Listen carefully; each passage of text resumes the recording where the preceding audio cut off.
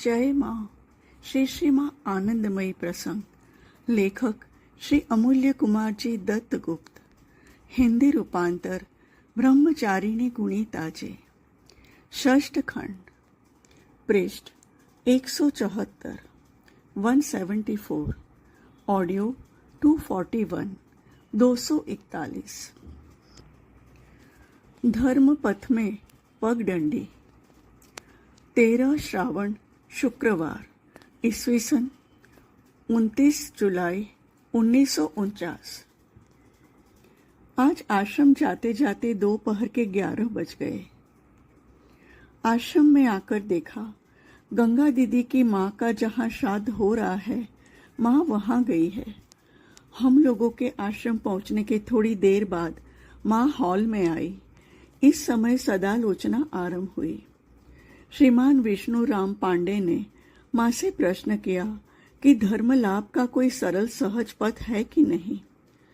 श्रीमान कुसुम ने विष्णु के एक प्रश्न को लक्ष्य करके माँ से कहा, हम लोगों के परीक्षा के समय देखा जाता है कि पाठ्य पुस्तक समग्र भाव से नहीं पढ़कर भी प्रश्नोत्तर रूपी चुंबकाकृति पुस्तक पढ़कर परीक्षा में पास हुआ जाता है। वैसे धर्म लाभ का कोई सहज तथा संक्षिप्त पथ है या नहीं।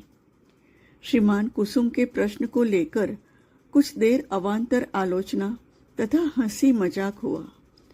बाद में माँ ने कहा, हाँ, धर्म पथ में भी शॉर्टकट है।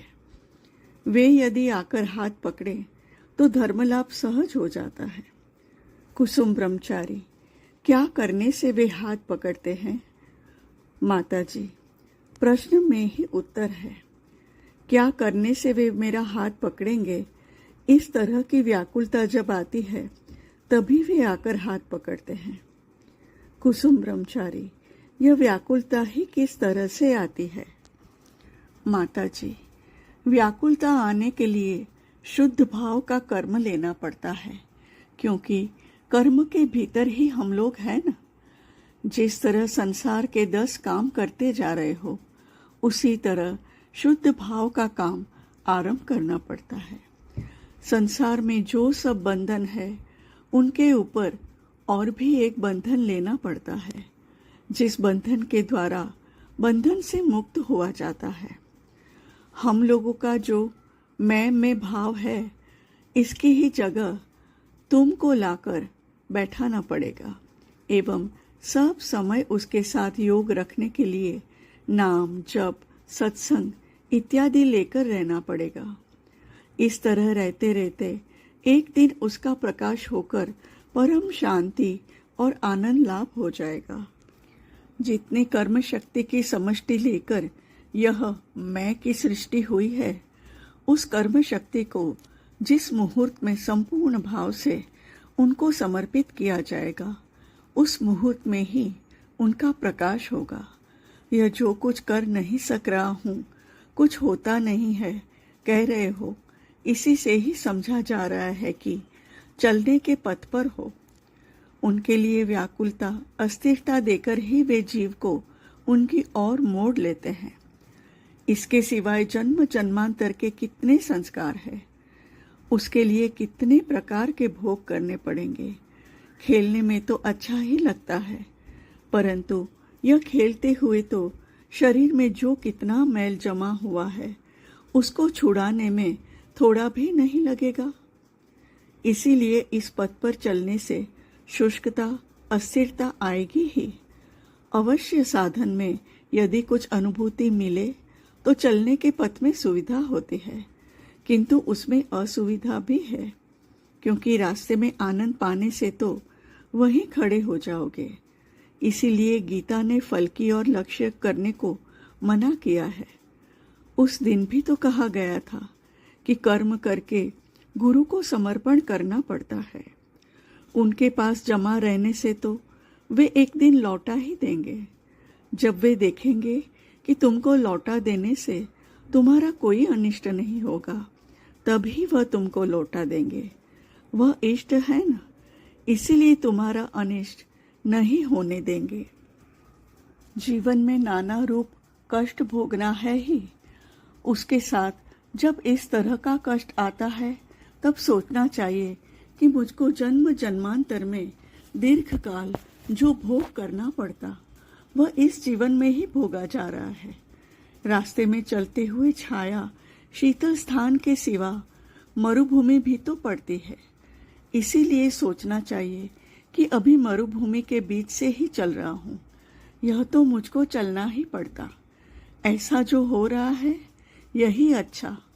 संसार के ताप के साथ साथ उनके लिए भी ताप सहना चाहिए, यही तपस्या। धर्म पथ में चलने के लिए विश्वास और धीरज चाहिए। ध्यान के पथ में विपद की आशंका। सुधीर बाबू ने मिस्टर पेटिट की बात उठाई। उनकी जो समाधि की तरह अवस्था हुई थी, यह सब बातें कही। यह सुनकर माँ ने कहा, यह प्रायः 30 साल से इस पद पर है। राजा का मंत्री होकर भी मछली, मांस, मद्य इत्यादि नहीं खाया। विवेकानंद की पुस्तक पढ़कर इस पद पर चलने की चेष्टा की। अभी ध्यान करने के अभ्यास से ही उनकी एक रोगी की तरह अवस्था हुई है। बहुत समय बेहोश होकर गिर जाते हैं, बहुत समय चलते फिरते हैं, वह भी कुछ बेहोशी की अवस्था में। ध्यान यदि सहज स्वाभाविक भाव से हो तब तो यह बहुत ही अच्छी अवस्था है। ध्यान के समय साधक यदि बोले कि उसको होश नहीं रहता, तब तो उसी से ही प्रमाणित होता है कि ध्यान स्वाभाविक पथ पर नहीं चल रहा है और वह साधक को एक जड़त्व के पथ पर ले जा रहा है। अपनी सत्ता को सर्वदा ही सजग रखने की चेष्टा करनी चाहिए। उस दिन बात हो रही थी ना कि प्राण की गति 2 तरफ होती है। एक हुई बाहर की ओर गति अर्थात जगत की ओर गति, और एक होती है भीतर की तरफ गति। प्राण के भीतर की ओर की गति ध्यान का आकार लेती है, परंतु वह ध्यान करना अत्यंत कठिन है। यदि ध्यान का स्पर्श स्वाभाविक भाव से आ जाए तो ऐसा होने से तो अच्छा, और उसके फलस्वरूप संसार की आसक्ति काफी फीकी पड़ जाती है। किंतु वैसा यदि न हो तो यह ध्यान ही एक जड़त्व अवस्था की सृष्टि करके रोग के आकार में दिखाई देता है। इसीलिए मैं सबको जप करने को कहती हूँ। उसमें इस तरह का डर बहुत कम है और वही एक समय साधक को सहज ध्यान की ओर ले जाता है। जप का फल कभी खराब होता नहीं, यह बात नहीं कही जा सकती। उसमें आशंका कम होती है। जब ध्यान भी एक साथ चल सकता है, जब साथ में रहता है, इसीलिए जड़त्व आने की संभावना कम है। यह सब बातें करते करते दोपहर के 12 बज गए।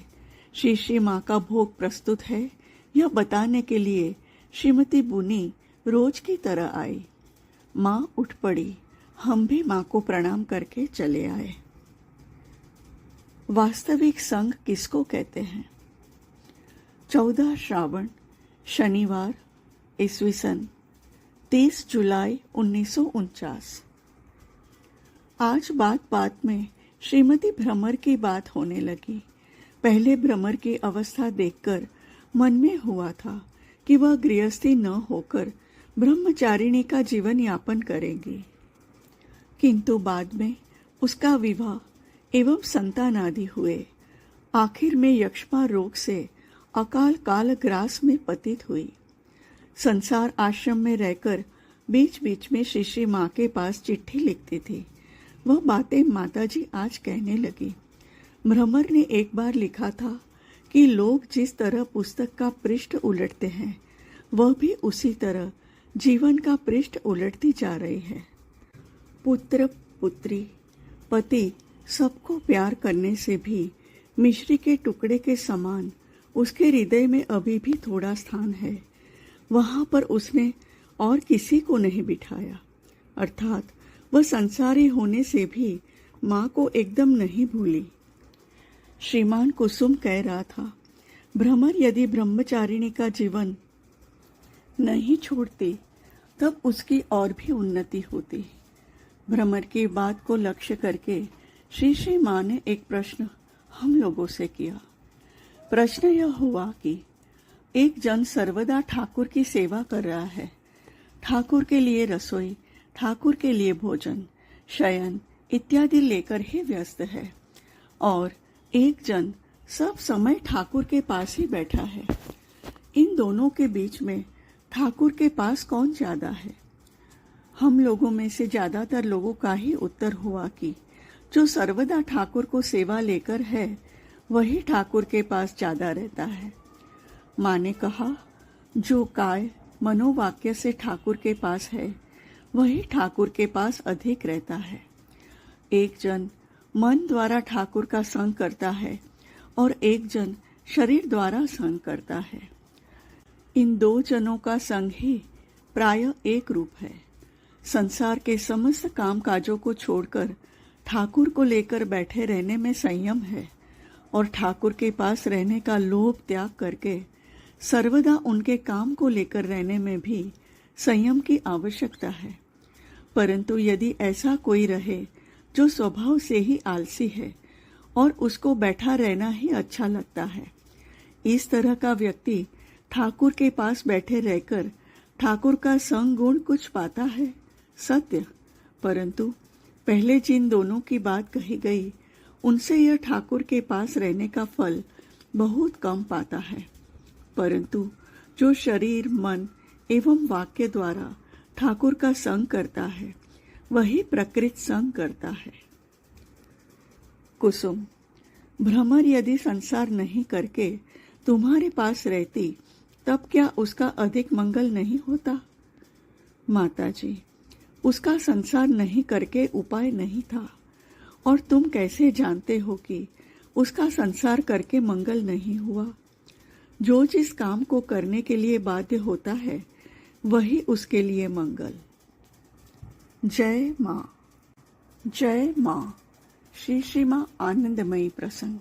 लेखक श्री अमूल्य कुमार जी दत्तगुप्त। हिंदी रूपांतर ब्रह्मचारिणी गुणिताजे। षष्ठ खंड। पृष्ठ 179, 179। ऑडियो 242, 242। अभिनय में गैरिक वस्त्र धारण करना उचित है या नहीं? 15 श्रावण रविवार, ईस्वी सन 31 जुलाई 1949। आज प्रातः 10 बजे आश्रम पहुंचकर देखा कि माँ तब तक हॉल के कमरे में नहीं आई है।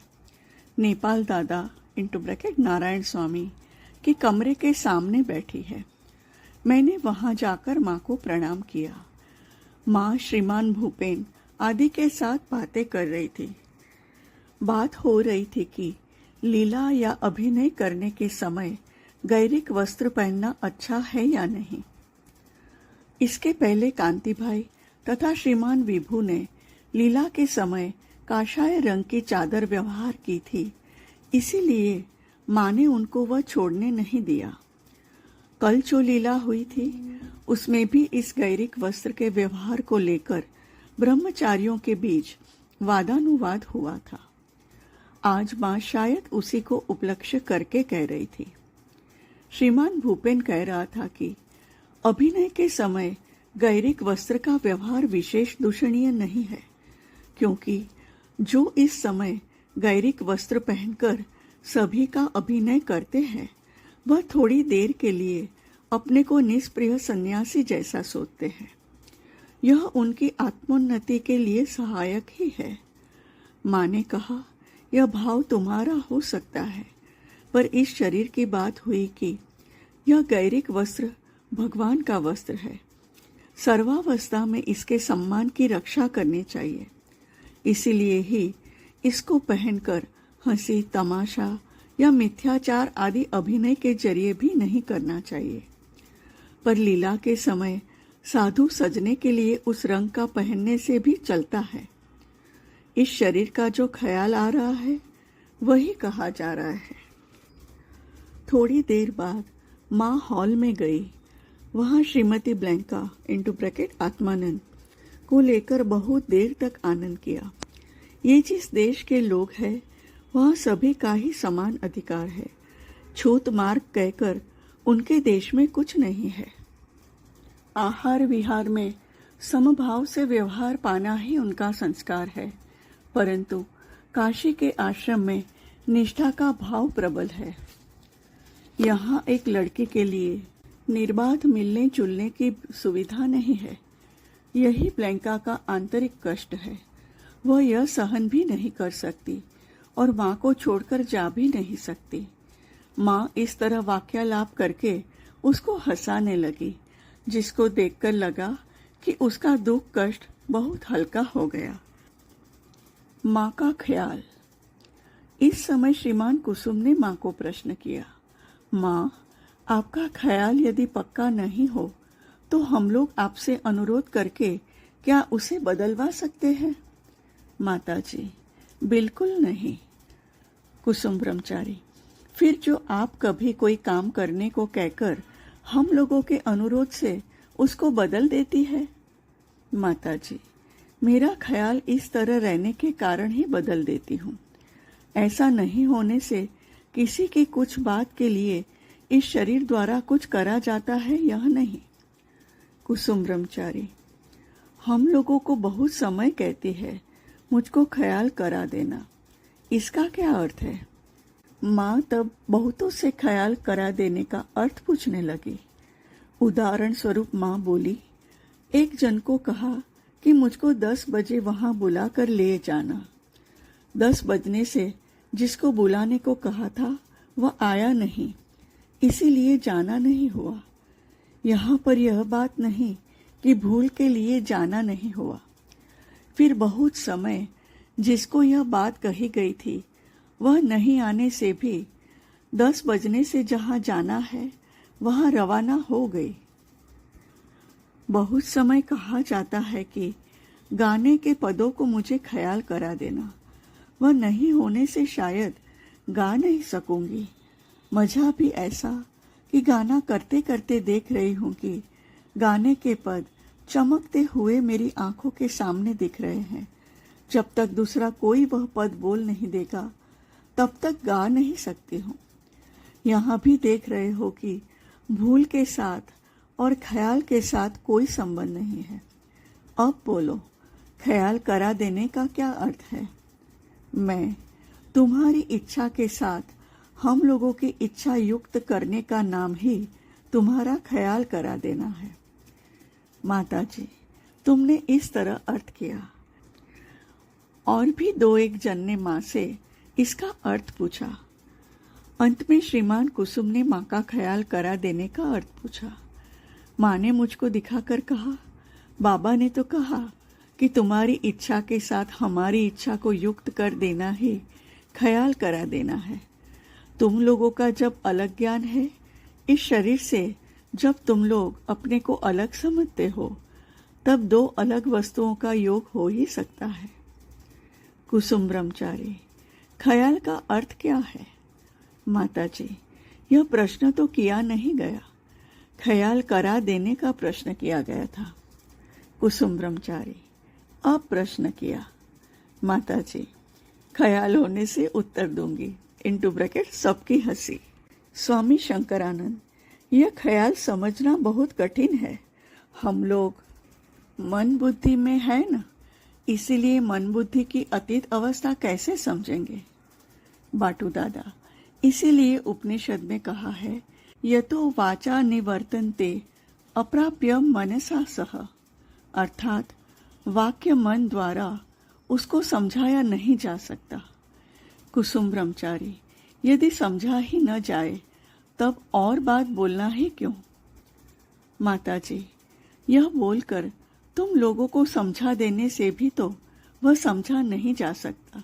इनटू ब्रैकेट सबकी हंसी। तुम लोग सब कुछ मन बुद्धि से समझते हो, इसका एक अभिमान है ना, इसीलिए उपनिषद में तुम लोगों को समझा रहे हैं कि जिसके द्वारा तुम लोग समझते हो उसके द्वारा समझना नहीं। कुसुम ब्रह्मचारी, मन बुद्धि नहीं है और समझा जाता है, यह भी कैसा?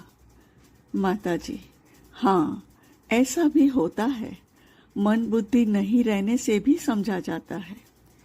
जैसे तुम्हारे शास्त्र में कहते हैं, आंख नहीं है फिर भी देखता है, पैर नहीं है फिर भी चलता है।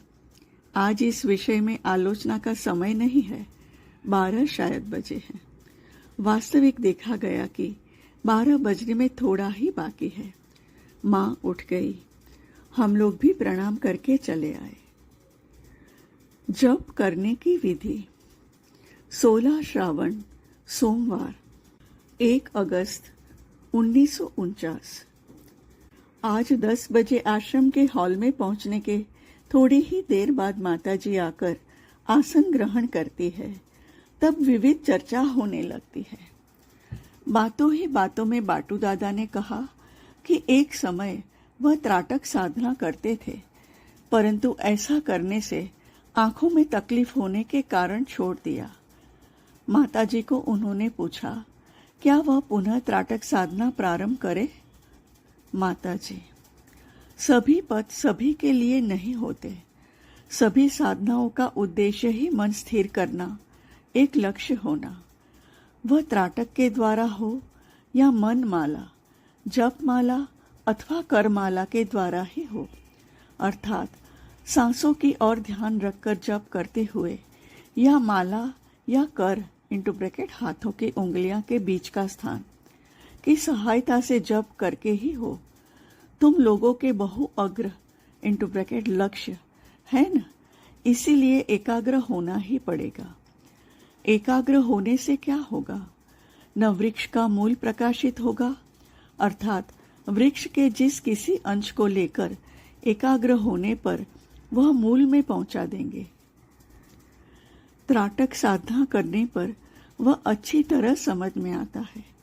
किसी एक वस्तु पर दृष्टि स्थिर रखने का अभ्यास होते ही उस स्थान पर ज्योति का प्रकाश होता है। माला, जप अथवा कर उंगलियों पर जप करने से भी इस प्रकार होता रहता है। मैं कर में जप करने पर उसको ढककर रखना पड़ता है। माताजी, हाँ, सबके सामने जप करने पर लज्जा, संकोच इत्यादि आते हैं। इसका मजाक भी उड़ाया जाता है, इसलिए गोपन रूप से जप करना अच्छा है। कुसुम ब्रह्मचारी, अकेले अकेले जप करने पर उसको ढकने की आवश्यकता तो नहीं है। माँ, अनेक अशरीरी आत्मा रहती है जो हाथ बिना ढके जप करने पर जप का फल ले जाती है। कुसुम ब्रह्मचारी, हाथ ढककर जप करने से ही क्या यह सब आत्माएं जप का फल ले नहीं सकेगी? माताजी, हाथ ढककर जप करने पर आवरण के लिए जप का फल लिया नहीं जा सकता। हाथ ढकने से एक भावना भी रहती है कि जप का फल दूसरा कोई नहीं ले सके। यह भाव ही सभी आत्माओं को बाधा देती है। इसके अलावा शास्त्रों में है कि शरीर के किस किस स्थान को स्पर्श करते हुए जप करने से जप का फल दूसरा कोई ले नहीं सकता। पर थोड़ा कुछ फल दूसरे को नहीं मिलता ऐसा नहीं है। भागवत पाठ के संदर्भ में यह कहा जाता है कि जहाँ पाठ किया जाता है वह स्थान, श्रोता, पाठक एवं वहाँ के वायुमंडल सभी भागवत पाठ का कुछ फल पाते हैं। दूसरी दृष्टि से यदि देखते हो तो कहा जा सकता है कि जो आत्मा जप का फल लेने आती है वह कौन है? वह भी तो तुम हो, समग्र लेकर ही तो तुम। इस भाव से देखने पर कहा जा सकता है कि कोई भी जप का फल ले, पर वह तो तुम में ही आ रहा है। इस तरह बातचीत में दोपहर के 12 बज जाते हैं। आज सिद्धि माता की संगमरमर की मूर्ति की स्थापना की जाएगी। इस उपलक्ष्य में माताजी को निमंत्रण दिया गया। माताजी को निमंत्रण रक्षा करने के लिए जाना है। स्वामी परमानंद को पहले ही 10 रुपये का फल लाने के लिए माताजी ने कहा था। यह फल साथ लेकर माताजी जाती है। जय माँ, जय माँ। श्री माँ आनंदमयी प्रसन्न। लेखक श्री अमूल्य कुमार जी दत्तगुप्त। हिंदी रूपांतर ब्रह्मचारिणी गुणिता जी। षष्ठ खंड। पृष्ठ 184, 184। ऑडियो 243। 243 परा पश्यन्ति मध्यमा वैखरी वाक। शाम को काशी खंड पाठ के उपरांत चारों ओर घनघोर अंधेरे के साथ पानी बरसने लगा। इसीलिए आज का संध्या कीर्तन हॉल में ही हुआ। इस कीर्तन के समय एक साधु महाराज आते हैं। वह नगवा में 14 वर्षों से एक ही नाव पर रह रहे हैं। फल दूध के सिवाय और कुछ आहार्य नहीं लेते। हम लोगों का कीर्तन समाप्त होकर मौन प्रारंभ होता है। उक्त समय यह साधु महाराज नाना प्रकार से राम कृष्ण आदि नाम लेने लगते हैं। पहले ऊंचे स्वर से नाम करते हैं, बाद में मुंह बंद करके एक तरह का शब्द करके नाम करते हैं। मुंह बंद रहने पर भी वह स्पष्ट समझ में आता है। इसके बाद मुंह बंद रखते हुए जिस तरह नाम ले रहे थे उससे नाम स्पष्ट रूपेण समझ में नहीं आया। आखिर बिना आवाज के सांसों के साथ नाम करते हैं। वह जब ऐसे कर रहे थे तब माताजी बाटू दादा को लक्ष्य करके कहती है, तुम लोगों का परावाक पश्यन्ति वाक इत्यादि सब है न, यह इसी को ही नाम करके दिखा रहे हैं, परंतु यह ठीक नहीं हो रहा है। यदि वाक ठीक ठीक होता तो उसका प्रकाश दूसरी तरह का होता एवं यह भी बदल जाते। साधु महाराज के चले जाने के बाद मैंने माताजी से पूछा, माताजी इन्होंने परावाक पश्यन्ति वाक किस प्रकार दिखाया? माताजी, जब इन्होंने उच्च स्वर से नाम किया वह हुई वैखरी। बाद में जब मुंह बंद करके स्पष्ट रूप से नाम किया वह है मध्यमा। मुंह बंद करके अस्पष्ट रूप से नाम हुआ वह है पश्यन्ति। और श्वास श्वास में नाम लेकर परावाक दिखाया गया, पर यह कुछ भी नहीं हुआ, केवल एक दर्शन मात्र हुआ। प्रयास करना एक प्रकार है और होना दूसरा प्रकार। मन अर्थात मान लेना। इसके बाद विविध चर्चा होने लगती है। एक समय था जब बाटू दादा छाती पर पत्थर रखते थे। राम मूर्ति की भी बात उठती है। छाती पर इस प्रकार का बोझा रखना श्वास क्रिया के संकेत जानने के ऊपर निर्भर करता है। यह बात बाटू दादा ने कही। यह सुनकर माताजी कहती है, देखो जिस श्वास को भगवान में लगाना चाहिए वह पत्थर में लगाई जा रही है। स्वभाव की ओर न जाने से ही अभाव की ओर जाना पड़ता है। मजा भी ऐसा है, जितना ही अभाव की ओर जाओगे उतना ही नए नए अभाव जागेंगे। यही अभाव का स्वभाव है। एक कमरा बना, 2 दिन बाद सोने के लिए एक पलंग की आवश्यकता होती है। पलंग हुआ, अब बैठने के लिए एक कुर्सी की आवश्यकता हुई। बैठने का बंदोबस्त हुआ तो अब लिखने के लिए मेज की और सामान रखने के लिए अलमारी की जरूरत सामने आती है। सामान जब अधिक हो गया तब उसको रखने के लिए एक कोठार की भी दरकार पड़ी। इस तरह अभाव बढ़ता ही जाता है। इस अभाव के पथ पर चलने का अर्थ होता है मृत्यु को बुला कर ले आना, अर्थात भगवान की ओर न जाने पर मृत्यु की दिशा में जाना पड़ता है। मृत्यु को बुला कर लाना भी जैसा या आत्मघाती होना भी वैसा ही। वासनाओं को बढ़ावा देने का अर्थ ही है बार बार जन्म ग्रहण करना। जन्म ग्रहण करने पर ही मृत्यु होगी एवं मृत्यु होने पर ही जन्म ग्रहण करना ही पड़ेगा। एक सज्जन मृत्यु होने पर ही जन्म ग्रहण करना होगा यह क्यों मानेंगे? माताजी, जन्म रहने पर मृत्यु है एवं मृत्यु रहने पर जन्म है। असली चीज तो जन्म मृत्यु से परे है। अच्छा, तुमको एक दृष्टांत दे रही हूँ। तुम तो शिशु थे, ऐसा नहीं क्या? सज्जन, जी। माताजी, अभी तो शिशु नहीं हो, इसलिए कहना पड़ेगा शिशु की मृत्यु हो गई है। यह तो अविश्वास की बात नहीं है, यह प्रत्यक्ष है। तुम कह रहे हो तुम मानोगे क्यों? तुम तो मानने के लिए बाध्य हो, कारण तुम लोग मन के अधीन हो। मन का अर्थ है मान लेना। मुझे तो शास्त्र ज्ञान नहीं है, इसीलिए उल्टा पलटा कहती हूँ। मन का धर्म ही है मान लेना। मजा भी ऐसा है कि हम लोगों में नाना अवस्था है, जैसे विश्वास की अवस्था, मान लेने की अवस्था, अनेक अवस्था है जब विश्वास करना ही पड़ता है। विश्वास को मैं अंधा कहती हूँ। बचपन में जब तुम लोग क ख सीखते हो, तब तो अंधों की तरह तुम लोग विश्वास कर लेते हो। विश्वास करने की वजह ही लिख पढ़कर पंडित बन जाते हो, धन उपार्जन करते हो। उसी प्रकार मानने की भी स्थिति होती है। यह जो कह रहे हो मैं यह नहीं मानूंगा, यह भी एक तरह का मानना हुआ। मानना एवं नहीं मानना सब ही मन की स्थिति है। इसीलिए कह रही थी कि मन के रहने पर मानना ही पड़ेगा। अतः मानना वह चाहिए जो मन से बाहर है। मानना न मानने के बाहर जाया जा सके। भगवान को मानकर चलने पर, अर्थात भगवान की ओर मन लगाने से एक दिन सभी तत्व प्रकाशित हो जाते हैं।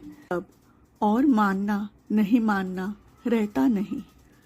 इस बातचीत में रात के प्राय 10:30 बज जाते हैं। माताजी उठ जाती है। हम लोग भी प्रणाम करके घर चले आते हैं। सायं संध्या छोड़ सकते हैं या नहीं? 17 श्रावण, मंगलवार, 2 अगस्त 1949।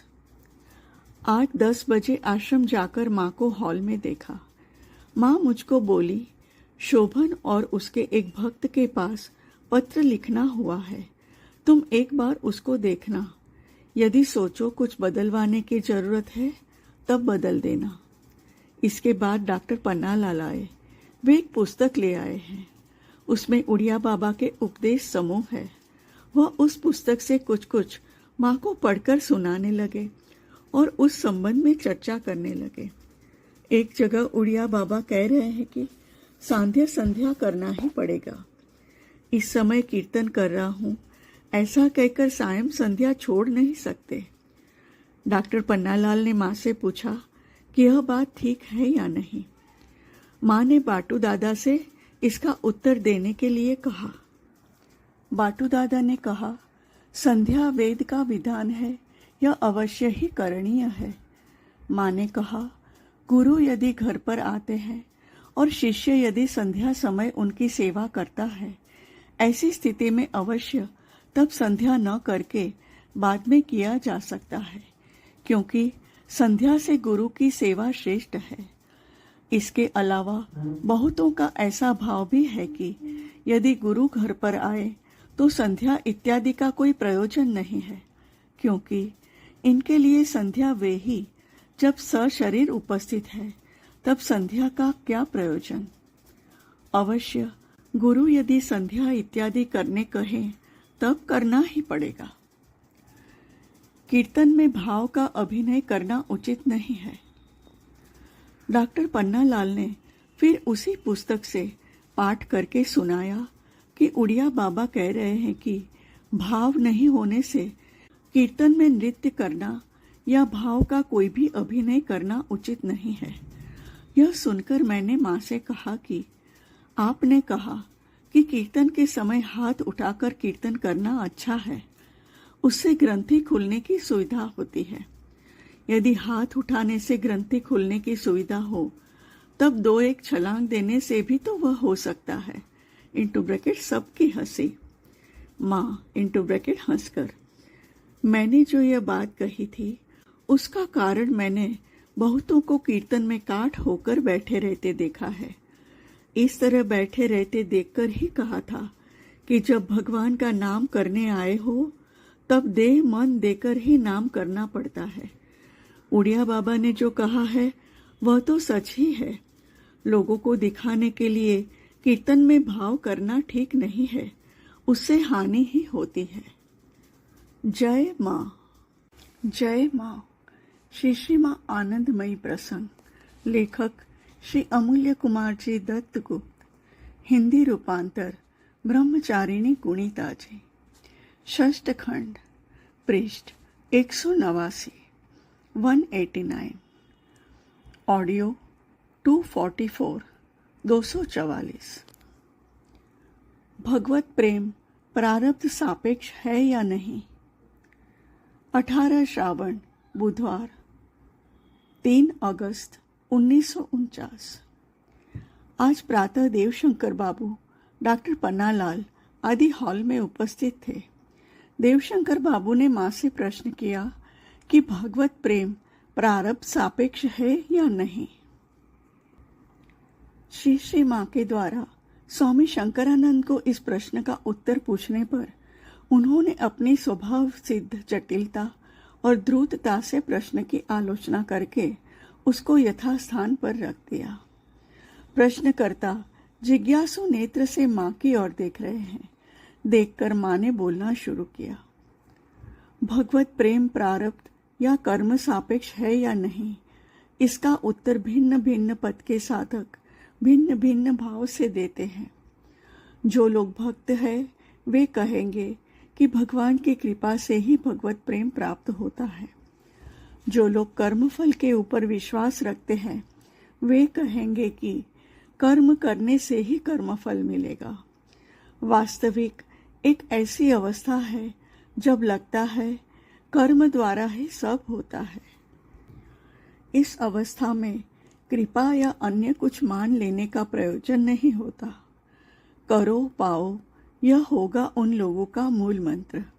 किंतु इस तरह कर्म करते करते एक समय कर्म का मूल क्या है, कर्म क्या है, कर्म फल देने वाला भी कौन है, यह सब प्रश्न मन में उठते हैं और उसका उत्तर भी मिल जाता है। भक्त जैसे सब कुछ ही कृपा सापेक्ष सोचकर कर्म करते करते उसको प्रत्यक्ष भाव से अनुभव कर सकता है, उसी प्रकार कर्मी भी पुरस्कार के ऊपर निर्भर करके कर्म करते करते आखिर कर्म का मूल कहाँ है उसे प्रत्यक्ष करके निर्द्वंद्व अवस्था को प्राप्त होता है। दूसरे प्रकार से देखने पर देखा जाता है कि यह जो भगवान लाभ के लिए कर्म किया जाता है इनटू ब्रैकेट कारण कर्म कहने पर हम इसी प्रकार के कर्म की ही बात कर रहे हैं। यह भी भगवान की कृपा सापेक्ष यदि यह सब कर्म करने के लिए हम लोग गुरु या शास्त्र मान ले तब तो कृपा का ही आश्रय ग्रहण करना हुआ। किसी की अधीनता स्वीकार करने का अर्थ ही होता है उसकी कृपा मान लेना। यदि गुरु या शास्त्र की सहायता न लेकर इस पथ पर चला जाया तब वैसा होने से भी शुभ कर्म के चित्त शुद्धि के फल द्वारा कर्म क्या है और उसका फलदाता कौन है, इस संबंध में प्रश्न अपने आप ही मन में आता है। अर्थात भगवान ही प्रश्न रूप में साधक के मन में उदित होते हैं और प्रश्न का समाधान करके साधक को द्वंद्वातीत अवस्था में ले जाते हैं। वैद्यनाथ शास्त्री, प्रश्न नहीं करके भी तृप्ति लाभ हो सकता है। जैसे यहाँ पर बहुत लोग ही आपको प्रश्न नहीं करते किंतु आपकी बात सुनकर तृप्ति लाभ कर सकते हैं। माताजी, प्रश्न मुख से न करने पर भी भीतर भीतर प्रश्न रहता है और वह रहता है इसलिए उसका समाधान सुनकर तृप्ति लाभ बोध करते हैं। भूखी यदि न रहे तब आहार की तृप्ति कहाँ। फिर किसी का ऐसा भी हो सकता है कि भीतर में उस तरह से प्रश्न उठा नहीं किंतु रोज ही सदालोचना सुनना हो रहा है। इसके फल से उसके द्वंद्व का भाव और भी जाग उठेगा और यह द्वंद्व ही विशेष जटिलता सृष्टि करके उसको समाधान का पथ दिखा देगा। जैसे किसी को उतनी भूख नहीं किंतु यदि वह भोजन करता ही जाए उसके फल से भूख बढ़ती तो नहीं वरन बिना भूख के खाकर पेट की अस्वस्थता अधिक परिणाम में होती है। रोग के इस प्रकार भीषण रूप धारण करने से ही सबकी दृष्टि इस रोग के ऊपर पड़ती है और तब उसकी चिकित्सा अच्छी तरह होती है और उसके फल से ही वह आरोग्य लाभ करता है। यही हुआ सत्संग का गुण। यदि किसी का आध्यात्मिक पथ पर चलने का उतना आग्रह न रहे, पर सत्संग के प्रभाव से उस पथ पर चलने की इच्छा प्रबल हो उठती है और उसके फल से उसके अपने स्वरूप का ज्ञान भी कालक्रम में प्राप्त होता है। इस प्रकार की चर्चा होते होते दोपहर के 12 बज गए। हम लोग माँ को प्रणाम करके चले आए। शाम को पाठ के बाद श्री माँ कमच्छा में एक मकान में गई। जब लौट आई तब रात हो गई थी। संध्या कीर्तन प्रायः समाप्त होने को था। माँ ने कुछ देर तक आंगन में टहलने के बाद आसन ग्रहण किया। थोड़ी देर बाद मौन की घंटी बजी। आश्रम के ऊपर की बड़ी बत्ती बुझा दी गई। आश्रम का कोलाहल बंद हो गया। आकाश में दशमी का चंद्रमा खंड मेघ के भीतर आंख मिचौनी खेल रहा है। हू शब्द से हवा चल रही है। वर्षा की तटप्लावनी गंगा वायु ताड़ित होकर अजगर की भांति गर्जन करते करते तटवर्ती सौंधमाला के प्रस्तर गात्र के ऊपर पछाड़ खाकर गिर रही है। सामने दृष्टि डालने से विशाल चंचल जलराशि भिन्न और कुछ भी नयन गोचर नहीं होता है और उसका गुरु गंभीर गर्जन सुनने से उसको समुद्र मानने का ही भ्रम होता है। आश्रम के आंगन में माँ को पुरोभाग में रखकर सब कोई भगवत चिंता में मग्न है। देखकर ऐसा लगता है मानो ये लोग भवार्णव के कांडारी पार लगाने वाला को लेकर निश्चिंत मन से उत्ताल तरंगमाला भेद कर किसी ज्योतिर्मय लोक की ओर अभियान कर रहे हैं। माँ को जो मालाएं पहनाई गई थी वह सब माँ के सामने इधर उधर फैली थी। माँ इस पुष्पासन पर बैठकर थोड़ा झूम रही थी। इस तरह 15 मिनट व्यतीत हो गए। मौन भंग का घंटा गुरु गंभीर स्वर से बज उठा। श्रीमान भूपेन ने मधुर कंठ से गाना प्रारंभ किया। सत्यम ज्ञानम अनंतम ब्रह्म शांतम शिवम अद्वैतम ब्रह्म। यह मौन भंग की सूचना है। फिर बत्ती जल उठी। कल कोलाहल द्वारा आश्रम फिर मुखरित हो उठा। माँ भी आसन छोड़कर उठ पड़ी। हम लोग प्रणाम करके चले आए। काशी धाम गंगा वक्ष में शांत गंभीर परिवेश के बीच में प्रति रजनी को ही श्री माँ को सामने रखकर हम लोगों का ध्यान चल रहा है। इसकी जो एक सामयिक मादकता है उसे अस्वीकार नहीं किया जा सकता। 19 श्रावण बृहस्पतिवार 4 अगस्त 1949। आज दिन के 10 बजे आश्रम जाकर माताजी का दर्शन नीचे ही मिल जाता है। मैं साधन ब्रह्मचारी दादा के कक्ष में जाकर उनकी तबीयत का हालचाल पूछ रहा था। इतने में पास के कक्ष से माताजी इसी कक्ष में आती है। साधन दादा को देखकर कहती है, आज तो ठीक ही हो। कल रात तुमको कदम के फूलों की माला दी गई थी। शायद उसके सुगंध से तुम्हारी तबीयत ठीक हो गई होगी। खुकुनी दीदी, ठीक करने के लिए क्या यह माला दी गई थी? माताजी मुस्कुराने लगती है। थोड़ी देर बाद माताजी जाकर हॉल में विराजती है। देवशंकर बाबू, स्वामी शंकरानंद वगैरह पहले से ही हॉल में उपस्थित थे। आज माताजी ही चर्चा प्रारंभ करते हैं। बाटू दादा को उद्देश्य करके कहती है, ऐसा भी देखा है कि 5-7 जन यज्ञ करने बैठे हैं, परंतु मंत्र एक ही बोल रहा है। अन्य जो है वह केवल स्वाहा कहते हुए आहुति दे रहे हैं। बाटू दादा, यहाँ के अधिकतर यज्ञ में यही विधि अपनाई जाती है। माताजी, इस आश्रम में यज्ञ करने पर भी एक जन को विशेष रूप से केवल गायत्री मंत्र जप करने के लिए रख सकते हो। ऐसा होने से जो बाल होतागण मंत्रोच्चार के साथ आहुति दे रहे हैं, उनकी कोई भूल भ्रांति यदि हो भी जाती है तो इस मंत्र जप से वह दूर हो जाती है।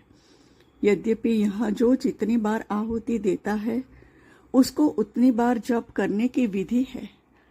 इस जप का फल उनको व्यक्तिगत रूप से मिलता है।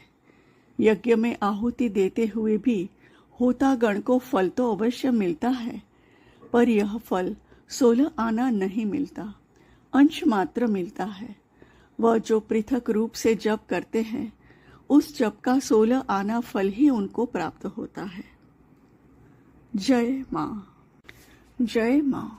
श्री श्री माँ आनंदमयी प्रसन्न। लेखक श्री अमूल्य कुमार जी दत्तगुप्त। हिंदी रूपांतर ब्रह्मचारिणी गुणिता जी। षष्ठ खंड। पृष्ठ 193 193।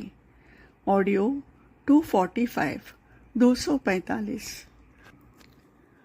जप का समय और जप करने की विधि। कुसुम ब्रह्मचारी, यह जो गायत्री जप करना पड़ता है वह किस तरह होता है? श्री श्री माँ ने बाटू दादा को इसका उत्तर देने को कहा। बाटू दादा, मंत्रार्थ स्मरण पूर्वक मंत्रोच्चारण ही जप। कुसुम ब्रह्मचारी, मैंने सुना है कि गुरु मंत्रोच्चारण करते जा रहे हैं, मैं केवल सुनता ही जा रहा हूँ। इस भाव को मन में रखकर मंत्र सुनते जाना ही जप है। बाटू दादा, वह एक प्रकार की साधना हो सकती है, परंतु वह जप नहीं है। मंत्रार्थ स्मरण करके मंत्रोच्चारण ही जप है। इसके बाद संध्या करने के समय ही बात उठी। बाटू दादा बोले, संध्या करने के 3 समय है, प्रातःकाल, द्विप्रहर एवं सायंकाल। माँ, प्रातःकाल, द्विप्रहर एवं संध्या काल, यह सब संध्या के समय होने के कारण जैसे संध्या करने की व्यवस्था है, उसी प्रकार मध्य रात्रि भी इस प्रकार संधि का समय होने के कारण उक्त समय भी संध्या की व्यवस्था है। फिर प्रातःकाल एवं मध्याह्न के बीच का समय संधि का समय होने के कारण तब भी संध्या हो सकती है। इस प्रकार भाग करने से दिन और रात्रि में कुल 8 संध्या का समय देखा जाता है। बाटू दादा, हम लोगों के शास्त्र में संध्या का समय 8 भाग में किया हुआ है एवं उनका भिन्न भिन्न नाम है। माताजी, ऐसा? इस शरीर का तो शास्त्र ज्ञान नहीं है, इसीलिए अस्त व्यस्त भाव से जो इस शरीर के पास उपस्थित होता वही कह दिया जाता है। जाने दो इस बात को।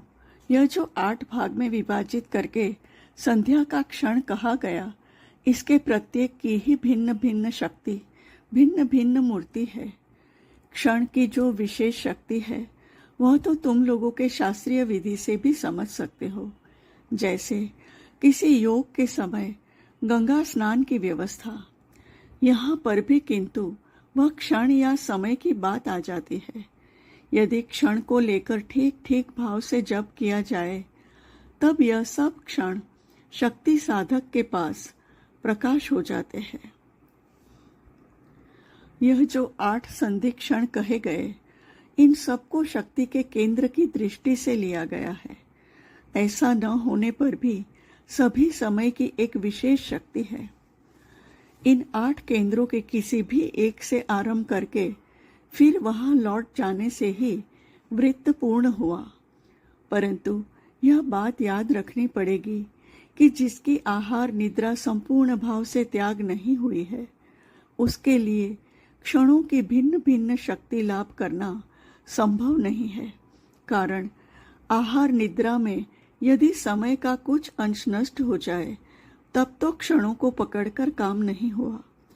इसीलिए कहा जाता है कि जिसकी आहार निद्रा त्याग हुई है तथा जो क्षण के संबंध में सदा उन्मुख होकर है, उसके पास ही क्षण की भिन्न भिन्न गति प्रकाश होकर रहती है। ऐसा नहीं होने से यह सब शक्ति आंशिक भाव से पाई जाती है, किंतु पूर्ण भाव से नहीं मिलेगी। षट चक्र के संबंध में भी इस तरह जानना। यद्यपि शक्ति के केंद्रों की बात उल्लेख करने के लिए 6 चक्रों की बात कही जाती है, सत्य, परंतु इन 6 केंद्रों को छोड़कर भी अनेक चक्र है, पर विशेष भाव से शक्ति केंद्र कहकर इन 6 की बात ही कही जाती है। अभी साधन के क्रम के अनुसार कहने पर कहना पड़ता है कि साधक साधना करते करते जब सबसे नीचे चक्र में या कमल में उपस्थित होता है, तब उसको इस कमल के केंद्र के साथ योग रखकर प्रत्येक पंखुड़ी की भिन्न भिन्न शक्ति को अपने अधिकार में करना पड़ता है। इस प्रकार जब कमल की सब पंखुड़ियों की शक्ति अनुभूति में आती है, तब उस कमल से उसके ऊपर अन्य कमल में गति होती है। यह कैसे? नाना स्तर स्तर में सीढ़ी से ऊपर उठने की तरह। सीढ़ी की एक चढ़ाई चढ़ गए, वहां जो देखने का वह देखना हो गया। बाद में फिर सीढ़ी के अन्य चढ़ाई पर उठना एवं देखना। इस प्रकार एक एक कर समस्त कमल पार होकर जब सहस्रार में आया गया, तब जो कुछ देखने का या जानने का वह देखना एवं जानना हो गया। इसके बाद फिर वृत्त पूर्ण करने के लिए विलोम गति में जहां से आरंभ किया वही लौट आना। तब सहस्रार में आने से ही जो कुछ जानने का, समझने का, लाभ करने का इत्यादि कहा जाता है वह हो जाता है। मैं, माँ, लगता है आज तुम अखंड महायोग की बात कह रही हो। इस तरह की बात ही मानो गोपी बाबू के पास सुनी थी, किंतु एक विषय मेरा अस्पष्ट रह जा रहा है। यदि सहस्रार में आने से ही जो कुछ लाभ होना हो जाए, तब विलोम गति से जहाँ साधन आरंभ किया जाए वहां पर जाने का क्या प्रयोजन है? माताजी इंटू ब्रैकेट हंसकर, महायोग है कि नहीं यह तुम जानते हो, किंतु मैं तो बराबर यही योग की बात कहती आ रही हूँ। अभी तुम्हारे प्रश्नों का उत्तर दे रही हूँ। यह जो एक एक करके कमल पार हो जाने की बात कही गई, यह किंतु आयास साध्य है। यहीं पर जितना परिश्रम यदि सहस्रार में या मूल में पहुंचा न जाए, तब किंतु सब और का ज्ञान लाभ नहीं होता है। इसीलिए कोई कोई कहता है सहस्रार में नहीं जाने से असली साधन ही आरंभ नहीं होता है। सहस्रार में आकर जो कुछ होता है वह किंतु स्वाभाविक रूप से ही होता है। यहाँ पर आयास इंटू ब्रैकेट परिश्रम का कोई प्रश्न ही नहीं है। यहाँ से जो वृत्त पूर्ण करने के लिए पहले की अवस्था में वापस जाने की बात कही गई है, वह तो स्वाभाविक भाव से हो जाती है। इस दशा में जगत गुरु अज्ञान राज्य में जाकर अज्ञान दूर करते रहते हैं। एमए पास करके जैसे क ख पढ़ाने जाने से लोगों की विद्या का ह्रास नहीं होता, वैसे जगत गुरु की अवस्था लाभ करके अज्ञान राज्य में लौट आने पर ज्ञान का कोई ह्रास नहीं होता है। तुम लोगों के व्यवहारिक जगत में जैसा होता है, आध्यात्मिक जगत में भी ठीक वैसा ही होता है। व्यवहारिक जगत में तुम लोग क्या करते हो? तुम लोग पहले अर्थकारी विद्या के लिए लिखाई पढ़ाई सीखते हो। लिखाई पढ़ाई सीखकर अर्थ उपार्जन करके पुनः उसी अर्थ के द्वारा दूसरे भी जिससे विद्या प्राप्त करके अर्थ उपार्जन कर सके, इसलिए स्कूल कॉलेज बना देते हो। धर्म जगत में भी यह विद्या जिस प्रकार दूसरे लाभ कर सके उसकी व्यवस्था की जाती है। यही जगत गुरु का कार्य है। इंटू ब्रैकेट कुसुम ब्रह्मचारी को, इन सब बातों में तो तेरे प्रश्नों का समाधान नहीं हुआ। अभी तो समय समाप्त होने वाला है। अभी भोजन के लिए बुलाने आएंगे। जितना समय है उतने में ही तेरे प्रश्नों का उत्तर दे रही हूँ। यह जो तुमने कहा कि जप करना होता है, गुरु ने जो मंत्र दिया उसी को गुरुमुख से सुन रहा हूँ। ऐसा सोचकर चुप करके बैठे रहना, यह भी एक तरह की साधना है। गुरु जिन्होंने दीक्षा दिया है वे तो भीतर ही है, एवं वह दीक्षा मंत्र भी भीतर है।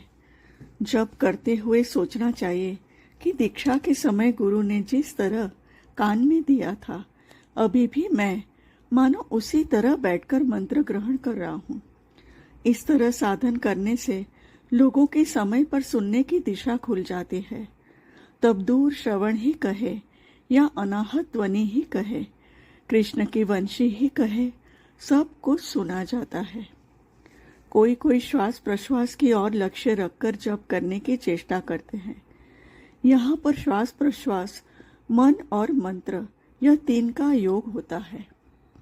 श्वास प्रश्वास तो चल ही रहा है और उसके साथ मंत्र भी चल रहा है, किंतु मन कहाँ चला गया है।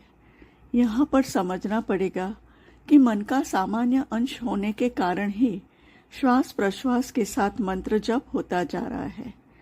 ऐसा नहीं होने से श्वास के साथ मंत्र जप कभी भी चल नहीं सकता, जिससे मन सर्वांश में श्वास और मंत्र के साथ युक्त हो, उसी की ही चेष्टा करनी चाहिए। एक बार यदि मन सर्वांश में युक्त हो जाए, तब जो प्रकाश होने का, उसका प्रकाश हो जाता है। पुनः जो कहा जाता है कि मंत्रार्थ धारणा करके मंत्र जप करना पड़ता है, वह भी हो सकता है। बहुत समय देखा जाता है कि जप करना और साथ ही मंत्रार्थ चिंता करना बहुत कठिन हो जाता है। इस समय करना पड़ता है कि मंत्र का जो अर्थ है उसका भली भांति चिंतन करके वही (अर्थ) पूर्ण भाव से मंत्र में विद्यमान है, ऐसी धारणा लेकर जप करना पड़ता है। मंत्र को ही गुरु या इष्ट की मूर्ति समझकर उसी का जप करना पड़ता है। जप नहीं करके केवल मंत्र सुनने पर जैसे सुनने की दिशा खुल जाती है, उसी प्रकार जप करने से जप के फल से पैर से सिर तक समस्त शरीर झंकृत हो उठता है। जप के फल से शरीर में इस प्रकार की झंकार का होना तभी संभव होता है जब जिस ग्रंथि में मंत्र निबद्ध है, उस ग्रंथि के ऊपर आघात पड़ता है। लकड़ी से लकड़ी घिसने पर जैसे आग पैदा होती है, एक जगह खोदते खोदते जैसे उस स्थान से जल निकलता है, उसी प्रकार जप करते करते शरीर की जो सब ग्रंथियां हैं वह खुल जाती है। जप के फल से सब ग्रंथियां या तो जल जाती है, नहीं तो गल जाती है। यह सब बातें समाप्त होते न होते ही श्रीमती बुनी भोजन के लिए माँ को बुलाने आती है। दोपहर के प्राय 12:30 बजे थे। माँ उठी, हम लोग प्रणाम करके चले आए। जय माँ, जय माँ। श्री माँ आनंदमयी प्रसंग। लेखक श्री अमूल्य कुमार जी दत्तगुप्त। हिंदी रूपांतर ब्रह्मचारिणी गुणिता जी। षष्ठ खंड, पृष्ठ 204 204, ऑडियो 247 247। अनधिकारी के लिए योगाभ्यास का कुफल। शाम को पाठ के समय माताजी हॉल में नहीं आई। पाठ समापन के जब हम लोग ऊपर जाते हैं, तब देखते हैं कि माताजी प्रांगण में टहल रही है। कुछ संत जन माताजी से मुलाकात करने आए थे। कुछ देर टहलने के उपरांत माताजी हॉल में आकर बैठती है। साधुजनों में से एक बीच बीच में माताजी के पास आते रहते हैं। आप रामकृष्ण मिशन के सन्यासी हैं। उन्होंने एक लड़के का उल्लेख करते हुए कहा कि लड़के का दिमाग खराब हो गया है, वह अपने को एक सिद्ध पुरुष मानता है। माताजी ने कहा, साधन करने के लिए आने वालों में से किसी किसी पर ऐसी विपत्ति आती देखी जाती है। नाना कारणों से यह हो सकती है। जिनका शरीर योगाभ्यास का उपयोगी नहीं है, वह यदि योग करते हैं तो ऐसा हो सकता है। पुस्तक देखकर (पढ़कर) योग करने पर भी ऐसा हो सकता है। इसके सिवाय गुरु से योग दीक्षा लेने पर भी ऐसा हो सकता है। यदि शिष्य का आधार समझने की स्थिति गुरु की न हो, कारण गुरु स्वयं अनुभूति संपन्न है, अतः शिष्य की स्थिति समझ सकेंगे, ऐसा नहीं है। उन्होंने स्वयं साधना करके कुछ अनुभूतियां अवश्य ही प्राप्त की होंगी एवं प्राप्त करते ही वह साधना दूसरे को दे दी, परंतु सब लोगों के संस्कार तो एक नहीं है। अतः गुरु की यदि शिष्य के संस्कार को समझने की क्षमता नहीं हो, ऐसा होने पर उनके द्वारा प्रदान की गई शक्ति भी शिष्य में इस तरह के गड़बड़ की सृष्टि कर सकती है। भगवान का नाम करने के लिए स्थान काल का विचार नहीं करना पड़ता। बाटू दादा, माताजी, आपको एक बात पूछता हूँ। एक व्यक्ति ऐसा है, जब वह संध्या वंदन के निर्दिष्ट समय संध्या वंदन के लिए बैठते हैं, तब उनका मन जप में नहीं लगता। अन्य समय बैठने पर कुछ समय के लिए उनका मन जप में लगता है। यदि दूसरे दिन पुनः इसी समय जप करने बैठते हैं, तब भी मन विक्षिप्त हो जाता है। उस दिन शायद दूसरी जगह बैठने से उनका मन जप में रम जाता है। ऐसा क्यों होता है? इस अवस्था में क्या करना चाहिए? माताजी, यह जो जप में मनोयोग करने की बात कही गई, इसका भी कारण है। किसी एक निर्दिष्ट स्थान या समय पर जप करने में किसी का मन रम जाता है, किंतु उसी स्थान या समय पर दूसरे व्यक्ति का मन विक्षिप्त होता है। इसका कारण यह है कि यह जो किसी में किसी एक समय पर इस प्रकार के अनुकूल योगायोग की सृष्टि होती है, तब वह थोड़ी देर के लिए भगवान में मन लगा कर रख सकता है। किसी जगह पर जाने से भी इस प्रकार का योगायोग हो सकता है। सभी के लिए एक ही जगह एवं एक ही समय होगा, ऐसी बात नहीं है।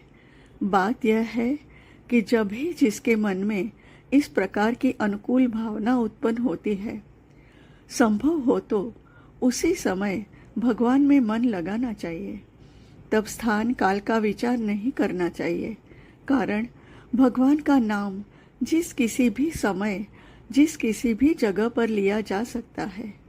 गुरु यदि जप के लिए दूसरा कोई निर्दिष्ट समय कह देते हैं, तब उक्त समय अच्छा लगे या न लगे, उस समय पर ही उसके लिए जप करना आवश्यक है। अच्छा नहीं लग रहा है पर जप करना पड़ रहा है, यह भी व्यर्थ नहीं जाता, कारण इस तरह के अभ्यास का तो एक फल रहता ही है। जैसे बिना इच्छा दवाई खाने पर भी उसका फल मिलता है, अनजाने में आग पर पैर रखने पर जैसे वह जल जाता है, उसी तरह अनिच्छा से गुरु का आदेश पालन करने पर भी फल पाया जाता है। इसके अलावा अच्छा नहीं लग रहा है, फिर भी जबरदस्त नाम करना पड़ रहा है, यह भी एक प्रकार का ताप सहना है। भगवान के लिए ताप सहने को मैं तपस्या कहती हूँ। एक साधु, निर्दिष्ट समय जप करना और जब अच्छा लगे तब जप करना, इन दोनों में कौन सा अच्छा है? माताजी, दोनों ही अच्छा है। अवश्य गुरु का आदेश हो तो उसको पालन करना ही पड़ेगा। यदि इस प्रकार का कोई आदेश ना रहे, तब निर्दिष्ट समय पर जप करके एवं जब अच्छा लगे तब जप करके, इन दोनों तरह से फल पाया जाता है। सबके लिए एक पथ भी नहीं है, एक विधि भी नहीं है। कब किसके निकट भगवान का प्रकाश हो जाएगा, यह कौन कह सकता है? यह जो मन लगने की बात कही गई, यह भी किंतु यथार्थ मन लगना नहीं है, कारण एक बार यदि यथार्थ रूप से किसी का भी मन लग जाता है, वह तभी अमना हो जाता है।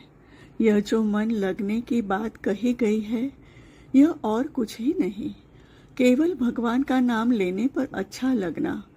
उस दिन कह रही थी ना कि दिन रात में 4 संधि के समय है, प्रातः काल, दोपहर × सायं संध्या काल एवं मध्य रात्रि, इनका भाग करके 8 संधि का समय पाया जाता है। इन सब समयों की प्रत्येक अनुभूति एवं आनंद भिन्न भिन्न है और इन 8 का भी भाग करने पर 16 संधि का समय किया जा सकता है। इस प्रकार भाग करने पर देखोगे कि प्रत्येक समय ही संधि का समय है। इसीलिए जिस किसी भी समय जप किया जा सकता है, कारण अखंड भाव से जप करना ही लक्ष्य है। एवं जो अखंड भाव से जप कर सकते हैं वह ही भिन्न भिन्न समय के भिन्न अनुभूति और आनंद का लाभ उठा सकते हैं। यह सब बातें करते करते कीर्तन का समय हो जाता है। कीर्तन के उपरांत 15 मिनट मौन रखा गया। रात के 9 बजने पर माताजी उठी। हम भी प्रणाम करके चले आए। कर्म और कर्मफल। 22 सावन रविवार 7 अगस्त 1949। आज दिन के 11 बजे आश्रम के हॉल में जाकर उपस्थित हुआ। माताजी वहीं पर थी। वह किसी एक विषय पर चर्चा कर रही थी। माताजी को कहते सुना कि एक व्यक्ति बादल एवं पानी बरसते मध्य रात्रि में रास्ते से जा रहा था। ऐसे समय बिजली चमकती है। उस प्रकाश में वह देखता है कि रास्ते के बीचों बीच एक बड़ा सांप है। उस व्यक्ति यदि बिजली नहीं चमकती तब शायद सांप के डसने से उसकी मृत्यु हो जाती। डॉक्टर पन्नालाल, माताजी यह कैसे हुआ? भगवान एक को तो सर्पदंश से बचाते हैं और दूसरा सर्पाघात से प्राण छोड़ता है। माताजी, कर्म फल भी तो कुछ रहता है। इसके अलावा भगवान जो कुछ भी करते हैं वह उसके मंगल के लिए ही करते हैं। उनको परम पिता, परम माता, परम बंधु कहा जाता है ना। इसीलिए पिता जैसे संतान को कष्ट देकर उसके ज्ञान लाभ में सहायता करके उसका मंगल करते हैं, उसी तरह भगवान भी किसी किसी को कष्ट के माध्यम ही उनका मंगल करते हैं। उनके सभी विधान ही मंगलमय है, पर उनके हाथ का चाटा थप्पड़ खाना ही कठिन है। सांप ने डसकर जिसका अंत कर दिया तुमने सुना, उसके लिए इसी तरह जीवन का अंत होना अच्छा था। अतः ऐसा हुआ और जिसकी उन्होंने सर्पदंश से रक्षा की उसके लिए जीवित रहना ही मंगल का कारण है। डॉक्टर पन्नालाल, यदि कहा जाए कि कर्म फल के लिए ऐसा हुआ। माताजी, एक अवस्था है जब इसी तरह ही लगता है। एक जन जो सुख भोग कर रहा है उसको देखकर शायद यह कहा गया कि उसके अच्छे कर्म थे, इसलिए वह सुख भोग रहा है। किसी के दुख को देखकर यह कहा जाता है कि वह उसके खराब कर्मों का फल भोग रहा है। इस अवस्था में सब कुछ ही कर्म एवं कर्मफल रूप में देखा जाता है। एक और अवस्था है जहाँ देखा जाता है कि जो कर्मफल दे रहे एवं जो कर्मफल भोग रहे हैं यह पृथक पृथक नहीं है। सांप रूप में भी वही, जिसको दंश न किया गया वह भी वही एवं दंशन भी वही। इस अवस्था में सब ही उनकी लीला के रूप में देखे जाते हैं। इस अवस्था में कर्म भी नहीं, कर्म फल भी नहीं। इस अवस्था में मंगल अमंगल का कोई प्रश्न नहीं है। डॉक्टर पन्नालाल, उस दिन बात हो रही थी कि भक्त के लिए प्रारब्ध नाम की कोई चीज नहीं है, कारण भक्त मन में सोचते हैं जो कुछ मिल रहा है सभी भगवान से पा रहा है। वह तो अपने लिए कुछ नहीं करता कि उसको कर्म भोग करना पड़ेगा। माताजी, प्रारब्ध क्या है? जो बाद में प्राप्त किया गया है। तुम्हारे शास्त्र में क्या है यह तुम जानते हो। यहाँ तो उल्टी पुल्टी बात। बाद में जो प्राप्त किया जाता है उसी को मैं प्रारब्ध कहती हूँ, अथवा पूर्व पहले कर्म किया, फल बाद में पाया। जहाँ कर्म रहता है वहीं लाभालाभ रहता है। पुनः प्रश्न हो सकता है, कर्म कौन करता है? कर्म भी वही करते हैं, फल भोग भी वही करते हैं। यह सब उनकी लीला के सिवाय और कुछ नहीं है। यहाँ प्रारब्ध नाम से कुछ नहीं है। इधर भक्त के निकट प्रारब्ध नहीं है, कारण सभी तो प्रियतम का काम है। कर्म रूप में एवं कर्म फल रूप में उसके प्रियतम ही अपने को प्रकाश कर रहे हैं। सुख रूप में भी उसके प्रियतम का प्रकाश, दुख रूप में भी उसके प्रियतम का प्रकाश। इस दृष्टि से देखने पर दुख सुख मंगल अमंगल नाम का कुछ नहीं रहता। अवश्य ही विचार द्वारा भी यह समझा जा सकता है। यद्यपि विचार मन द्वारा किया जाता है, अतः यह स्थायी नहीं होता, कारण मन चंचल है न। इसीलिए मन से कुछ मान लेने पर वह स्थायी नहीं होता। परंतु जब यह अनुभूति में आती है, तब समझ में आता है कि जो है वही है, जो कुछ हो जाता है वही ठीक है। जय माँ।